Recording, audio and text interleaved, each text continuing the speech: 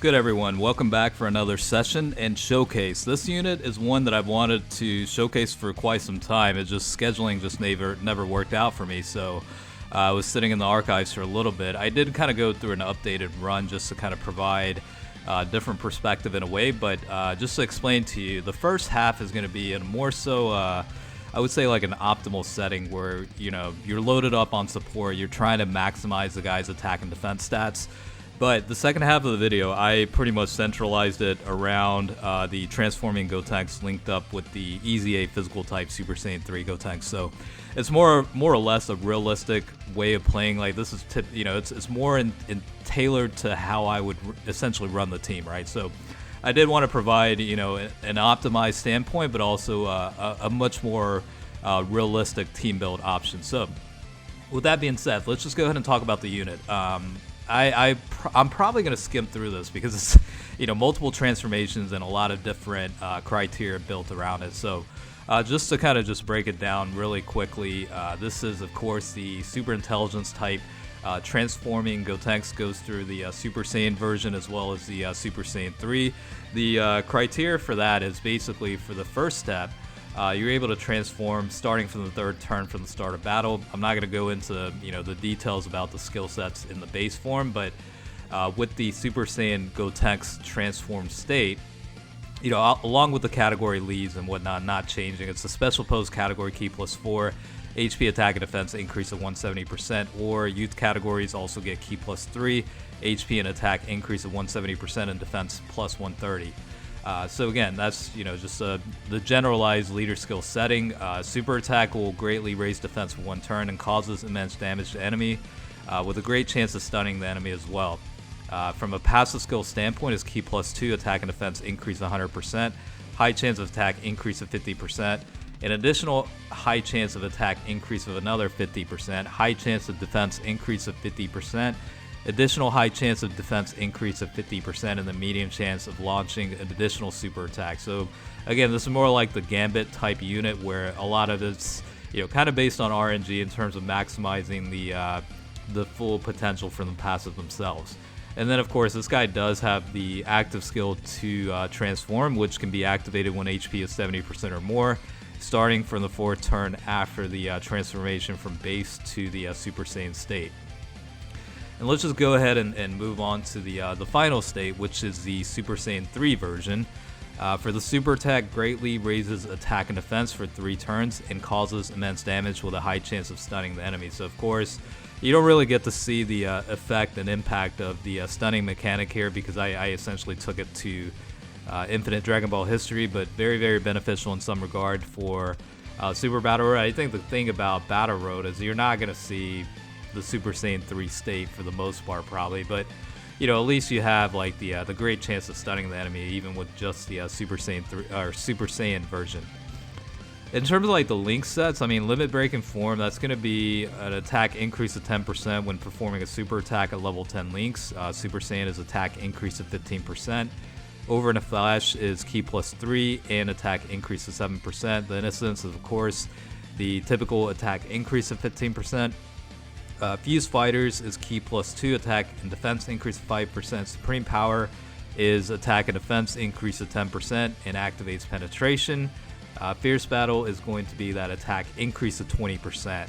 And the good thing about this unit, I think, in terms of like the versatility of options to include on teams is the vast amount of categories. I mean, this guy falls into Fusion, Hybrid Saiyans, Majin Buu Saga, Super Saiyan 3, Transformation Boost, Youth, Super Saiyan, Final Trump Card, Special Pose, Rapid Growth, Saviors, Connected Hope, and Prodigious Warriors.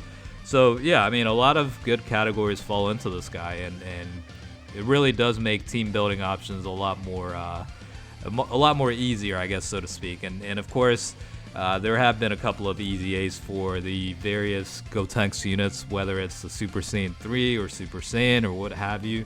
So definitely makes team building a lot easier. Of course, you could pair this guy up with the Gogeta units too, and I'm sure they would share, enough links to where it would be,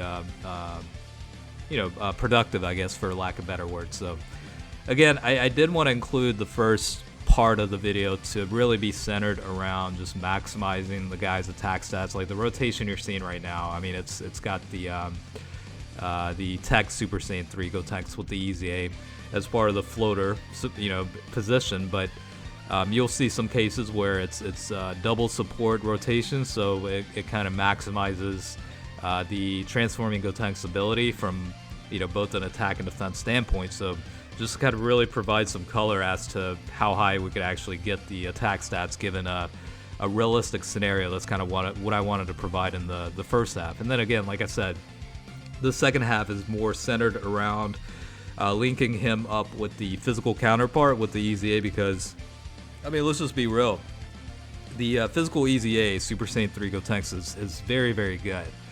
The built-in skill sets for that unit is also, very advantageous to have. Now, given similar to some of the other units, the physical version also does have like the limitations of the turn restrictions in terms of like the overall boost that you can get. Like for example, like the transforming version has the ability for great chance of launching additional super attacks for 4 turns from the start of turn, stuff like that, whatnot. But the physical version, I think, is limited after the start of battle. There's like a restriction in terms of like the boost to attack and defense. I'm actually looking it up real quick just so I can provide you the right answer here, but I remember it being limited to, I don't know, like 7 turns or something like that. So let's just quickly look it up and find out.